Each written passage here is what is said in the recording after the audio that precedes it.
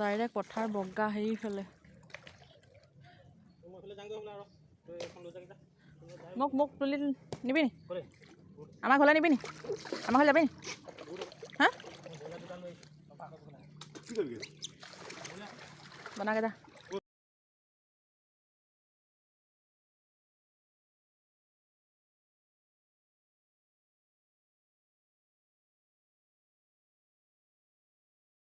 তেইছ বছৰ হ'ল কিন্তু বানপানী এইবাৰহে দেখিছোঁ দেই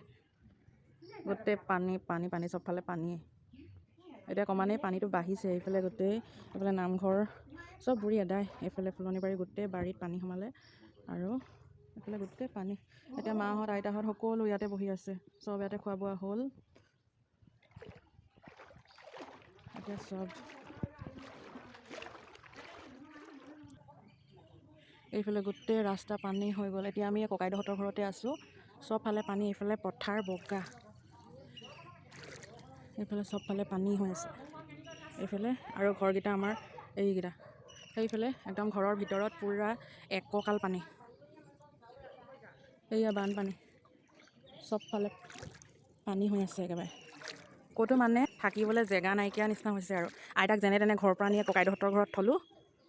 2026 চনৰ 19 জুলাই তাৰিখটো সঁচাকৈ একদম মানে বহুত অভিশপ্ত দিন কৈছোঁ নহয় সেই দিনটোৰ কথা কেতিয়াও পাহৰিব নোৱাৰোঁ মানে নমৰালৈকে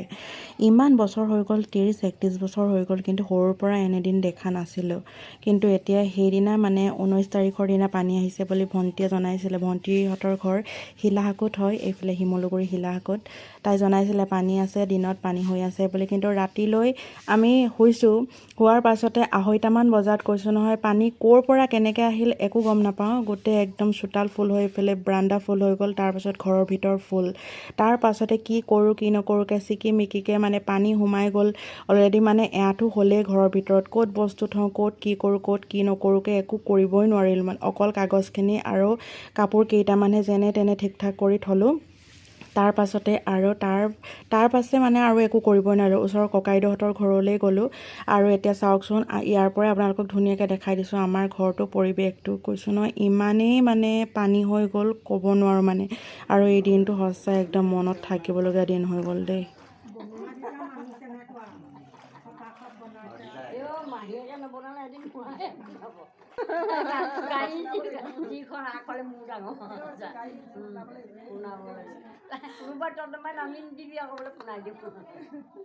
মই এবাৰ এইটো জানো নামি শুনাই লোৱা নাই